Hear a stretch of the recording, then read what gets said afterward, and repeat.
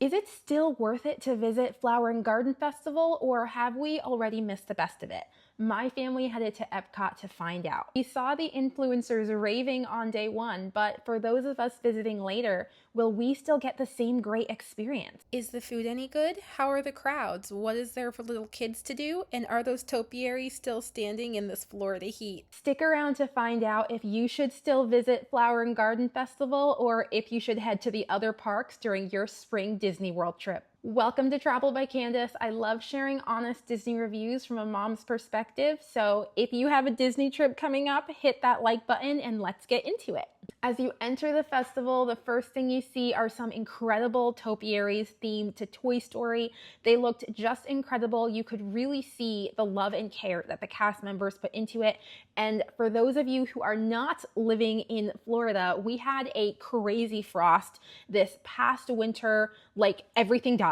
I was definitely worried how Flower and Garden was even going to turn out, but you wouldn't even know. They definitely protected these plants. It was super, super pretty and cool to see. It feels like EPCOT transforms into one big garden. It's so much fun. And my favorite topiary this year was the Moana one. You could see Maui and Moana. It was huge and it was beautiful. It really brought them to life. All right, let's get into the food of this festival. We started our trek around the World Showcase in Mexico. We visited the Jardín de Fiesta booth and got the chilaquiles con carne. Sorry if I butchered that pronunciation, but it was yummy. Definitely very flavorful. I loved the corn base and the shredded beef on top. However, there was so much corn tortilla that it kind of took over from the flavor and the beef by the time we were done eating it.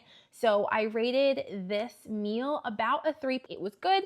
I would recommend it. If you're in Mexico, may as well try it, but there's definitely better things at this festival than this in particular. We continued our stroll and went to Magnolia Terrace in the American Pavilion.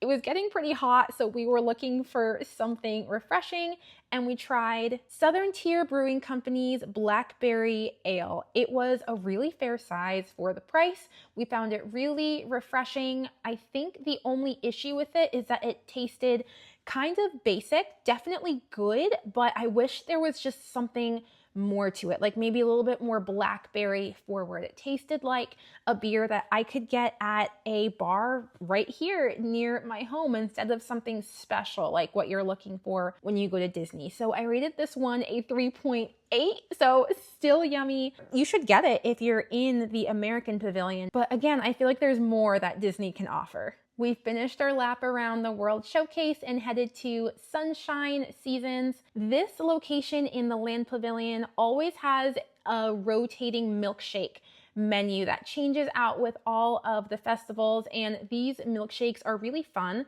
because first of all, they're a pretty decent value for what you're getting, but they're these good sized milkshakes that also have like 2 different treats on top, usually like a sugar cookie and then something else set on top of it. So during all the different festivals, I always try to get here and grab whatever the milkshake of the season is. For this festival, it was an orange creamsicle milkshake, and it was a whole dessert. If you are an orange creamsicle lover, you are going to be obsessed with this. It was so rich and orange creamsicle forward. It came with a sugar cookie on top, as well as this cute little orange macaroon. Oh my word, it was adorable. And the whole thing was really yummy. The sugar cookie was soft and iced, so you got that extra burst of sugar, and the macaron was definitely well made. I think my only beef with this is that it was so heavy. I was only able to eat the treats and drink about half of it before I was like, oh my word, okay, I think I need to be done. And you would think all milkshakes are heavy. However, during Food and Wine this past year, they had a Remy's strawberry cheesecake milkshake or something like that, and it was so good, but almost light at the same time. I was able to eat the treats, drink the entire milkshake, and still feel great for the rest of my walk around EPCOT. So I'm not quite sure what made them so different, but I rated this orange creamsicle a solid 4 because it's good. You should definitely try it. But the one they had for Food and Wine was better in my opinion. What do you think? If you've gotten to try past milkshakes from Sunshine Seasons, what is your favorite one? Let me know in the comments. By this point, we were really looking for some food, so we headed to the Honey Bistro to see what they had there, and we got their chicken and waffles. This might be the best thing I have ever had at Flower and Garden Festival. It had honey notes, but it wasn't overwhelming. The portion size was honestly perfect for what they were charging and what we needed. Both me and my husband could have had this over and over again. I rated this a perfect 5. I have no notes. It was just amazing. If you go to Flower and Garden this year, you have to try this. Don't miss it. One of the biggest complaints levied against Disney is feeling like we get these little minuscule portion sizes for the amount that they're charging. But I feel like they kind of worked this out with this festival. There were definitely some things that were still outrageously priced. I did not buy those things, but for the most part, I felt like a lot of things were fairly priced and the portion size looked good. So I was pleasantly surprised by that this year. The grown-up food at this festival was really fun, but this was my first time going to Flower and Garden with a kid, and honestly, I was pretty disappointed by the food options that were available for my daughter. Like so many other parents, I'm trying to find that healthy middle between letting her eat junk all the time and expecting her to eat like a rabbit. But I felt like it was hard to find very much kid-friendly food, let alone healthy options. I understand that it's theme park food, but it's EPCOT. They have so many food options for adults. I'm surprised they didn't have more of a variety for kids. For my daughter's lunch, we ended up going to China's quick service location where we got their tempura chicken. It came with rice and an applesauce pouch. I decided to remove the fried breading and just give her the chicken and the rice in the pouch, which she loved. She ate it really well. And for dinner, we hopped to the Riviera Resort where she got grilled chicken and fruit. That was definitely the meal that I felt the best about her eating all day. So what is there to do at this festival? My daughter is pretty little, so we focused on doing things that we could do as a family. That's what Disney World is about after all. So we headed to the butterfly garden. I was worried about how they would have kept it up since the festival's already been running for a month.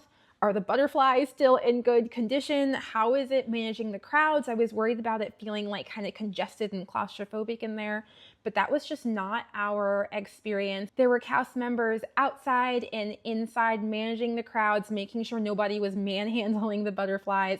I think my daughter really enjoyed the experience. There were so many butterflies. It was gorgeous. I'm so glad that we got to go there. I feel like it was the perfect place for toddlers or babies to just interact in a safe way. We also got to explore Epcot's kid area. They only have one in this park, so it was kind of crowded.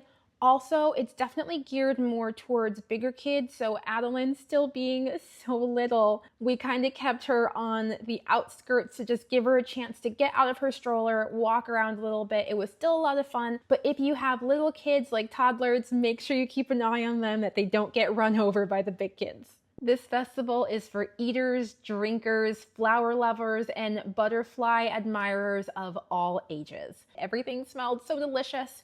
It felt like spring, like living in Florida. You forget there really are even seasons because year-round the palm trees are green, but getting to look forward to Flower and Garden Festival, it reminds me that there is a springtime, so I really enjoy getting to go, and I'm excited to go next year when my daughter is even bigger and we can experience even more with her. When we go to Disney World, it's often very rides heavy, very busy, trying to fit in as much as you can.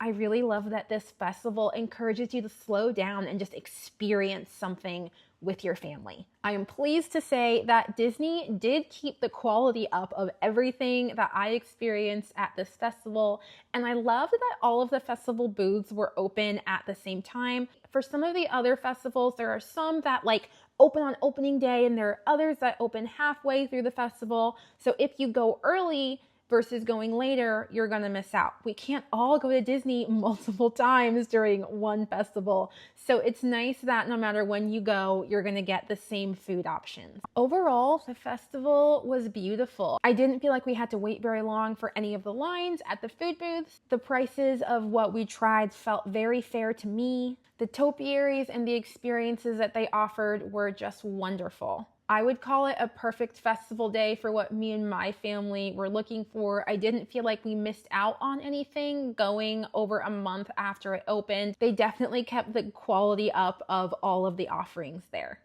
If you're looking for more reviews and realistic experiences as a parent at Disney World, you'll have to check out the rest of my channel. If you enjoyed this, if you found this video helpful, hit that subscribe button and I'll see you next time. Bye guys.